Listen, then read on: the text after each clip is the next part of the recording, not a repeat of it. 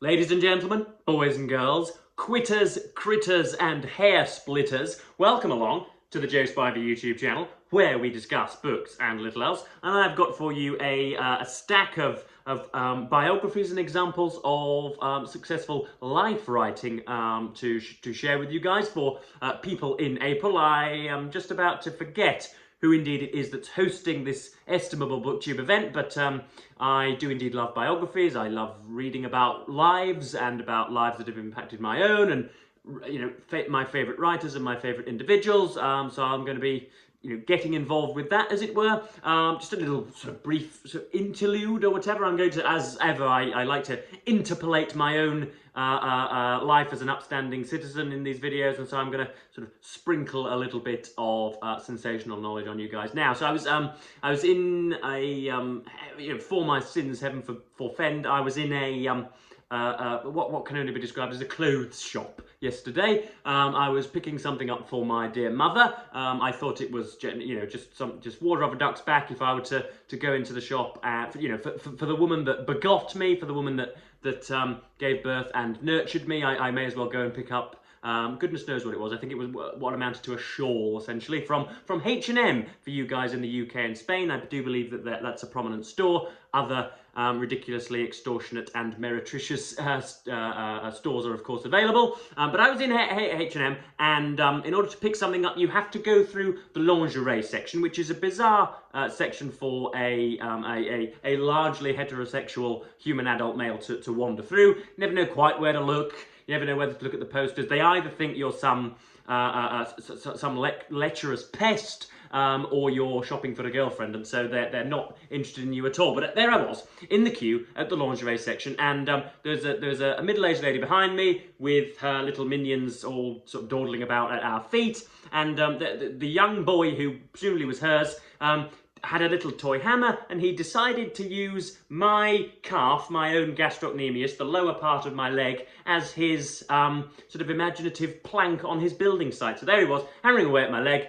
I didn't mind. I didn't really take umbrage or whatever. I showed alarm at first, obviously, because it's not every day that one's calf is hammered. So I sort of turned around, and first of all, it must be said that I wasn't angry at the boy, and I actually find that I actually find the company of children agreeable. I know in the 21st century that then, because of course everybody is suspected of everything these days. People think that I am some sort of it's an example of arrant paedophilia. But had it not been for that, I may well have sort of dropped down and tickled him under his chin or whatever. That would have been jolly fine. But anyway, the woman then obviously admonished her child and told him to stop doing it. He continued, and then she said, "Stop hammering that man's calf." And my back was straightened after that, and I was sort of rather proud at being called a man. And then the boy uttered something under his breath. I didn't know that toddlers could indeed be sarcastic, or at least self-overhear and engage in some sort of personal dichotomy. But indeed, this 3, 4, 5-year-old unnamed little infant then muttered under his breath that I was a boy. Then the woman then grabbed me essentially by the arm and turned me round to apologise once more, and also clearly to assert that I indeed was a man. And what followed really was a muted phenomenological debate over whether indeed I was a man or a boy. Now, I'm pretty prepubescent. I'm quite impish. I was essentially forced to quit my participation in rugby league in this country because I hit puberty about a quarter of an hour ago, folks. So when I was 15 and 16 and was tasked with tackling individuals that were twice and thrice the size of me, with much wider arms and much deeper voices and much more pendulous gonads, I found it very difficult. So I've always been a little bit, it's the only thing about which I am a little bit self-conscious, and of course my enormous appendage that gets in the ways of bus drivers and of flying flying aircraft. But apart from that, my boyishness, my prepubescentness has always been something that I've been concerned with. So the fact that they had to debate whether I was a boy or a man, even though I'm 22, was a little bit of a cause of concern. And I was privy to it. It was happening whilst as if I wasn't there, as I was a fly on the wall and I could hear everything. But that's enough of my ranting and raving for now. Let's get back onto some more bookish literary content. So we have, People in April, where I presume people are just encouraged to read about lives and biographies. And so yes, I've got, how many have we got? We've got 6 works here. One which has already been undertaken, or at least is halfway through. And a few more that I'm going to tout here and inevitably not reach. So first up we have Martin Amos, The Biography. This is by Richard Bradford. This came out in, I want to say something like 2007 or 8 or 9, somewhere like that, when Martin Amos was still in his pomp, when he was still sort of conversational. And when he wasn't a sort of, he became in his later life, at least in the interviews at least, a sort of a really, not somber, but a kind of avuncular, genial, just a sort of, just a typical old man. He lost that bite and that ferocity that usually accompanies age and leaves you when you're 50 or 60, but there are a few notable exceptions to that rule. But yeah, this is written, as I say, in his pomp, and this is about, a brief description. Martin Amos, again, I don't need to say this again, is a man without whom I may well not be chantering from a sedentary position at this camera now. He was at first the person who, opened the gates and, showed me how to man the rigging and showed me for the first time that writing could be in and of itself entertaining rather than just informative. And here he is there,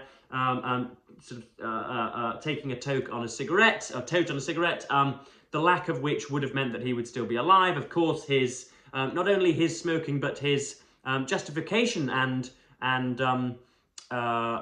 his rendering as a positive act, smoking, has meant, of course, that he foreshortened his life by 10 or 15 years, to the detriment of the literary world and his family and everyone around him, and any other prospective readers that might be plucked from the realms of boring mundanity. Amos didn't take very, I'm about halfway through. Amos didn't take very kindly to this. He said that quotes were made up and that his novels were zoomed into rather a lot more than he would have preferred. Lots of criticism from this. Not many people enjoyed it. I think it's a bit, I don't know, it's a bit perfect, if that's not too much of an oxymoron. It's clear, Bradford is clearly a very capable stylist in and of himself. He's clearly well acquainted with both Kingsley Amos's works and his works. He's clearly got all of the knowledge, clearly has all of the facts at his behest, but sometimes tries too hard. It's some of the criticism in here, because it's essentially novel by novel by novel with bits of Amos's life interspersed thus far. In criticism of the novels, it's a bit like the sort of verbal or critical equivalent of The Bodybuilder. It's a bit too good, if you know what I mean. It's a bit overworked. It's a bit gristly, it's a bit much, but I'm enjoying it. I would read absolutely anything concerning Mr. Amos, and so I'm halfway through that, and we'll be doing an in-depth review for you later next week. Next up we have Amos and Son. This is very, very similar. Presumably this is by Neil Powell and will access much of the information accessed by Bradford. This is, two of the most successful British novelists of the last 50 years, Kingsley and Martin Amos, are both known for their savage wit and their indifference to causing controversy. In his critical biography, Neil Powell looks at the careers of two very divisive yet hugely talented writers, how they were formed by their upbringings, developed by their craft, and how they affected literature. So I'm probably going to skip this, actually, given that much of the ground, as I say, is already going to be thoroughly trodden underfoot by Mr. Bradford. But as I say, Amos introduced me to the world of letters and literature, but I have since, I want to use the phrase absconded, but that's just to make oneself absent, isn't it? So I don't know. I've renounced. There we go. I have renounced my love of Martin Amos, or at least my admiration of the novels. The non-fiction is ceaselessly bristling and insightful and erudite, but the fiction seems to be essentially just one long pre-epic, some sort of a long dirty weekend, essentially, with a few bits of yobbishness thrown in there, and a few clicks of some heels and the like. So that's this is Amos and Son. I'm going to focus a little bit more on Kingsley. There is little Martin there, little cutie, and of course he was a sort of a raffish, haughty, sort of master stylist, a rather ornate individual that could swagger into a room and 7 or 8 females would just be sort of drawn to him as if he was carting nectar around the place. So, you know, there are points of consanguinity and commonality between myself and him as well. So yeah, jolly good, and I may get to this, I may not. Next up we have Like the Roman, The Life of Enoch Powell by Simon Heffer, referenced very many times. When I was using my big knockoff iPad for recording these videos, Enoch Powell was indeed laid supine for me to rest the iPad against. That thankfully has now been remedied, and yeah, this obviously occupies this is a huge sort of lardacious, rotund, just you know, a ridiculously obese piece of writing that is belabouring my shelves. So yes, Simon Heffer still writes for The Telegraph, I do believe. He is drunk on his own rectitude and inerrancy at the moment. He very famously, in an interview with what's his name, Stephen Edgerton for The Telegraph, pronounced that there would not indeed be a recession, that the cost of living crisis that is currently bedeviling Britain at the moment was essentially sort of spurious and specious and was imagined by The Guardian, essentially. And then, of course, the recession that he had denied was summarily announced 2 or 3 days later. Enoch Powell, the subject matter, of course, is a very prominent figure here in Britain for his opposition and antipathy to mass migration into the British landmass in what will have been the 70s and the 80s. He's been on the Dick Cavett, he was on the Dick Cavett, maybe even the 60s. He was on the Dick Cavett show. He was, I think his name's David Frost, who was a particularly sort of Paxmanian, Paxman-esque interviewer of his day. And, you know, this is a classic example of somebody who was ridiculously intelligent, a searing intellect, would read for 12 and 13 hours a day, learn, you know, sort of Thucydidean Greek to the level of a native, and was, you know, absolutely predominated the academy, and was, I think, only slightly was slightly disappointed at being made a professor 1 year later than Nietzsche, I think it was, which obviously angered him a little bit. But yeah, Christ, it's difficult ground to tread. But of course, on this channel, we have long since divorced a person's historical reputation and their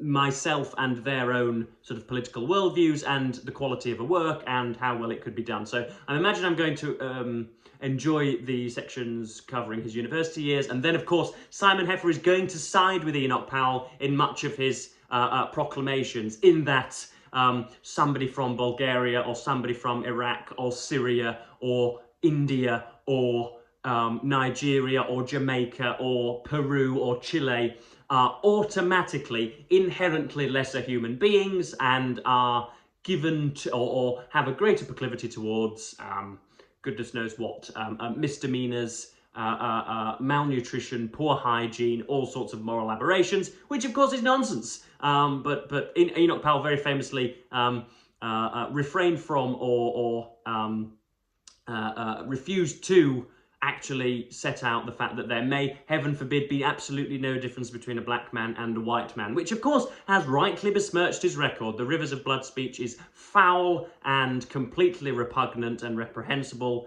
but hopefully this shows a little bit more than that. Hopefully we get an insight into the man. So this is going to be a big wad that I'm going to try and get through in the month of April. Next up, we have something I picked up yesterday whilst I was out gallivanting and was having my calf hammered by little drooling miscreants. We have Trop by Victoria Glendinning. This was called by Hilary Spurling in the Daily Telegraph majestic, capacious, compelling, and clear-sighted, all of which are pretty good adjectives, I think you'll agree. Yes, so we've got, this was apparently when was this published? I don't know. I think this was, I mean, there's some writing in it. It's obviously it was purchased from a second-hand store, as ever.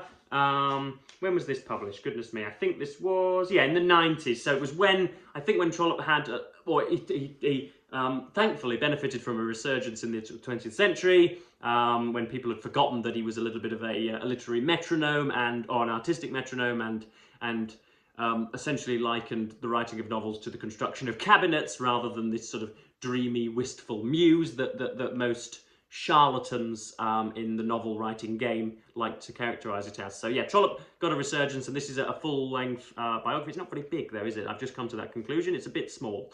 So it might be rather like my abridged biography of Dickens by Peter Ackroyd that I have. Who knows? But yeah, I've read Trollope's autobiography, and hopefully this gives a little bit more insight into the the sort of daily goings on, the spreading of butter on toast, and the taking of the dogs for the walk, or whatever it is that that preoccupied Trollope. So yes, that's Trollope by Victoria Glendinning, I think it is. Next up we have, again, something that's featured already on this channel. We have Tolstoy by A.N. Wilson, who is a pretty sort of well-known biographer. I knew the name A.N. Wilson before purchasing it. I've just read War and Peace, and what might we say? My opinions on War and Peace were ambiguous and convoluted and complex, and it's certainly a novel, clearly to me, that warrants many revisits and rendezvous with. But Tolstoy, the man, not ever so sure. I know that he came from the landed gentry and was abysmally wealthy for almost the entirety of his life, then converted to some kind of self-abnegatory sort of what might we say, ridiculously sort of, yeah, as I said, ridiculously I can't think of the word, yeah, self-abnegatory and goodness me, I'm forgetting it. He was deeply religious later in his life. Christ, it's very rare that Joe Spivey cannot come up with 3 or 4 words, but he did just fail, didn't he? He was deeply religious later on in his life, and I'm sure this will chart that territory. So that's, yeah, Tolstoy, A.N. Wilson. Michael Holroyd called it immense in scope, acute in its judgments. It sustains with an engaged intimacy of tone its wonderful readability to the end, and that's what we want, folks. We want readability, and we want entertainment. We want to have all of the fact. Steve Donahue has done excellent videos on this. He is obviously a particular lover of biography, and he's been doing some great videos on it. And yeah, he outlines the fact that most biographers have all of the information at hand. There is for many old figures anyway, paltry accounts of their doings, not to be confused with their defecations, their doings. But what the worth of a work, or at least the excitement and the brilliance of it, will depend on how indeed they present those facts and what they do with it, and how readable their narrative is and how exciting it is. So yes, this is Tolstoy by A.N. Wilson. It's probably quite good. I imagine it's revered from here to Siberia. So yes, and then the final one is Peter Ackroyd's Shakespeare, the biography. I'm very well aware that to say that we have paltry information about Shakespeare's life, that's paltry, not poultry, poultry, information about Shakespeare's life, and so it's sort of mere conjecture, and yeah, he lived an awful long while ago, but yet we still have an awful lot more information about his contemporaries and his peers and his fellow playwrights than we do of him. There's no blurb on this, but there's an inside cover. Peter Ackroyd's marvellous biography is a living attempt to reach into the world and heart of Shakespeare. He creates an intimate and immediate connection with his subject so that the book reads like the work of a contemporary, meeting Shakespeare afresh on his own ground. That might be a bit much, but there we are. So yes, this Shakespeare, the biography. There's presumably a sort of pre-Farage London there for you, and yeah, there's the immortal bard, who is sort of, he looks, I don't know, what does he look about to do? He looks about to growl at the camera. So yes, I've just read Macbeth and absolutely loved it, and so I'm of course, Mr. Shakespeare's fingerprints are all over every single thing that we read today. So hopefully I haven't dawdled, hopefully I haven't faffed about, hopefully that I've teased you with some of the books that I'm going to be reading. Please do let me know if you've got any decent biographies of your own lined up for people in April. I think lesser and inferior individuals are referring to it as people, but I wouldn't do that because that's just a foul name, as it were. So people in April, let me know what life writing you're going to be reading. It's also one of my favourite genres, and is, yeah, just especially when you find a figure that I would quite like to be a biographer later in my life. Of course, when I take dictatorial power of Great Britain and Northern Ireland and have become a reasonably successful novelist and columnist, I'm sure I'll be commissioned to do a Lance Armstrong biography, a Phil Taylor biography, who else would I like to do? Nigel Farage, Jacob Rees-Mogg, Boris Johnson, the rest of them. I'm sure I am enamoured with biographies, and yeah, I think I've come to the end of my tether now, folks. So yes, I'm going to thank you ever so much for watching BookTube, and say goodbye.